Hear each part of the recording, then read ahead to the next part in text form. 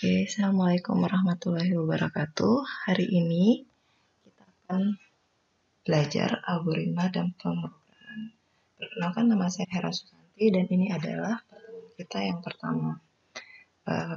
Sebelum masuk ke pembelajaran, ada baiknya kita memahami kontrak perkuliahan kita seperti apa, kemudian rencana pembelajaran semester kita selama 1 semester ke depan itu apa saja. Ini semua akan kita bahas di kontrak perkuliahan, algoritma, dan pemrograman.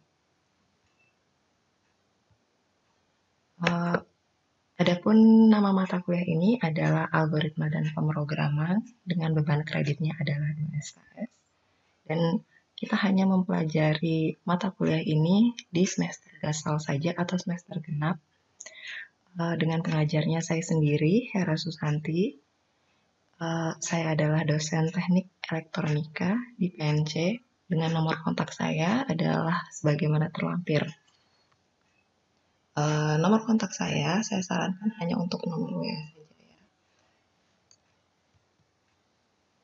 Adapun manfaat mata kuliah algoritma dan pemrograman, yang pertama adalah algoritma membantu dalam meningkatkan proses berpikir.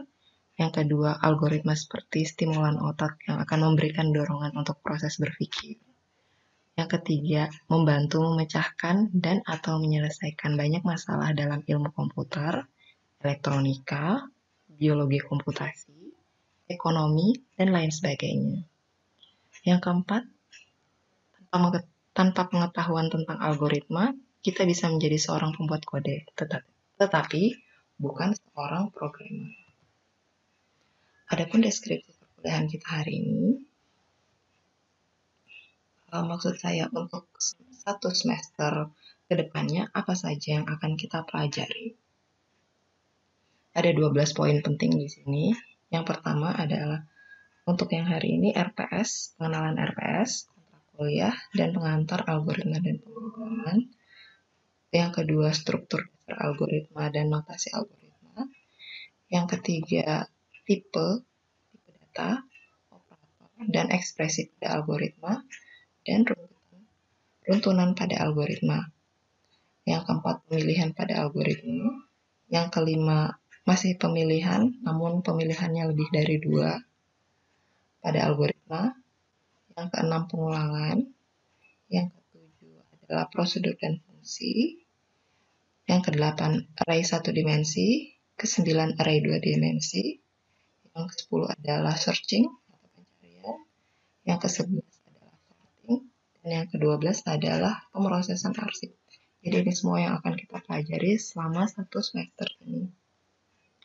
Yang terbagi menjadi 2 tahapan, yaitu yang sebelum UTS dan setelah UTS.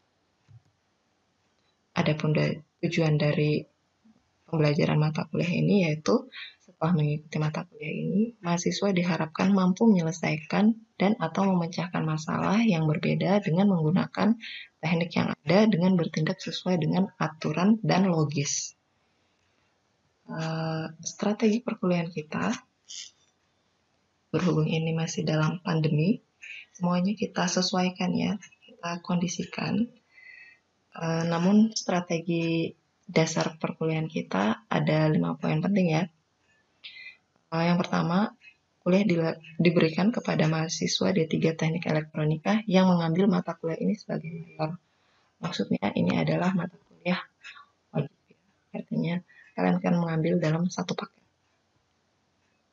Kemudian yang kedua, perkuliahan dilakukan sebanyak 18 kali tatap muka yang terdiri dari perkuliahan pembelajaran ya, itu 16 kali, kemudian ditambah UTS dan UAS. Dan di dalam 16 kali pertemuan itu terdapat tugas dan kuis yang harus kalian kerjakan untuk menambah poin nilai kalian. Yang ketiga, metode perkuliahan adalah kombinasi antara ceramah, diskusi, dan presentasi mahasiswa. Jadi mungkin di akhir semester kalian akan melakukan presentasi terhadap mata kuliah ini sejauh mana pemahaman kalian. Yang keempat, mahasiswa wajib mengikuti perkuliahan minimal 80%. 80% itu adalah jumlah perkuliahan ya. Jadi misalnya 16 16 kali pertemuan, nah dikali sama 80%, maksimalnya seberapa. Kemudian yang kelima, perkuliahan dilakukan secara daring, full daring ya. Adapun tugas dari mata kuliah ini, tugas diberikan pada saat kuliah dan wajib dikerjakan oleh mahasiswa dan hasilnya dikumpulkan sesuai dengan waktu yang telah ditetapkan. Namun, jika ada keterlambatan, tetap bisa mengumpulkan, namun poinnya dikurangi ya, untuk menghargai teman-teman kalian yang telah mengumpulkan tepat waktu. Referensi utama saya banyak mengambil materi dari buku tersebut, Algoritma dan Pemrograman, karyanya Rinaldi Munir. Itu bisa kalian cari di toko buku atau tidak di marketplace, seperti bisa Tokopedia, Bukalapak, dan sebagainya. Kemudian tetap tertib mahasiswa ya, sesuai dengan ketentuan yang terdapat pada buku panduan yang kalian peroleh dari kampus. Itu mayoritas ada di situ semua, panduan kita, peraturan-peraturan kita, tata tertib, dan hal itu mengikat untuk mahasiswa dan dosen. Kita di sini sama-sama warga yang diatur oleh kampus. Kemudian hadir paling tidak 15 menit sebelum paling lambat 15 menit pada perkuliahan. Jadi perkuliahan kita akan menggunakan Zoom ataupun Google Meet untuk proses diskusi. Mahasiswa tidak diperkenankan masuk kelas setelah 15 menit kuliah dimulai. Yang ketiga, berpenampilan dan berbusana sopan dan rapi. Yang keempat, tidak menggunakan sandal atau sejenisnya. Oke, ini kayaknya tidak terlalu berlaku. Serta tidak mengoperasikan handphone, laptop, atau sejenisnya di luar Zoom kita atau sesuai dengan keperluan mata kuliah kita. Jadi buka laptop sama handphone itu bisa, tapi hanya untuk perkuliahan kita biar kalian tetap fokus. Oke, kriteria penilaian saya itu ada 3 ya, tugas, UTS, dan UAS. Jadi nilai akhir itu adalah nilai kumulatif dari kehadiran, ujian tengah semester, ujian akhir, dan nilai tugas 1 dan 2. Nah, di dalam tugas 1, 2 itu terdapat kuis 1, kuis 2, kemudian tugas-tugas sehari-hari. Selang nilai untuk menetapkan huruf mutu A, AB, B, BC, C, D, atau E ditentukan berdasarkan nilai rapaan standar deviasi dengan menggunakan sebaran normal. Ketentuan ini berlaku sama untuk semua mahasiswa.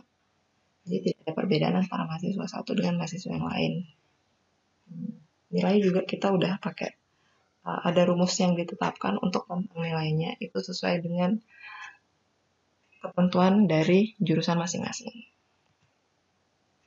Kemudian untuk jadwal kuliah itu biasanya menyesuaikan dengan jadwal yang telah diedarkan dari jurusan kita. Nanti akan keluar jadwalnya ya. Kemudian rencana acara perkuliahan kita, di sini saya jabarkan mulai dari pertemuan pertama sampai pertemuan terakhir yaitu UAS. Yang pertemuan pertama hari ini ada RPS, bagaimana yang berlangsung ya. Kemudian ada kontrak kuliah.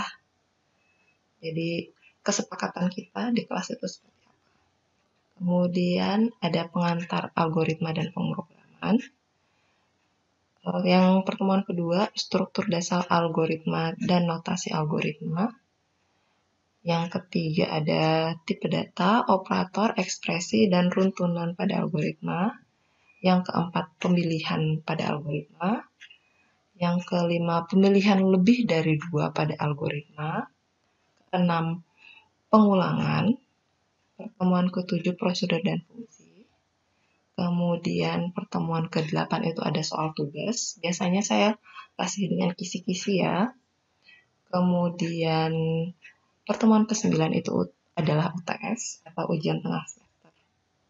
Setelah itu pertemuan ke-10 ada array 1 dimensi, pertemuan ke-11 ada array 2 dimensi, pertemuan ke-11 array 2 dimensi, pertemuan ke-12 searching, pertemuan 13 ada sorting, pertemuan ke-14 pemrosesan arsip, pertemuan ke-15 adalah soal tugas, sama seperti yang pertemuan ke-8 ya, tugas atau kuis. Saya akan kasih kisi-kisi biasanya di situ. Kemudian pertemuan 16 dan 17 presentasi studi kasus. Nanti akan saya kasih kalian studi kasus yang berbeda-beda untuk setiap kelompok. Kemudian nanti kalian akan presentasi.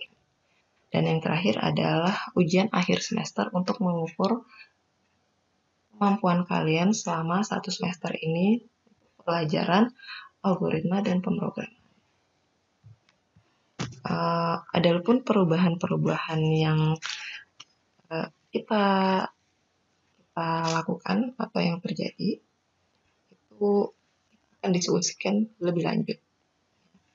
Semua yang ada di sini konten kuliah kita ada dasarnya seperti ini, namun kalau ada di belakang perubahan misalnya libur dan kuliahnya harus diganti hari lain, itu akan kita diskusikan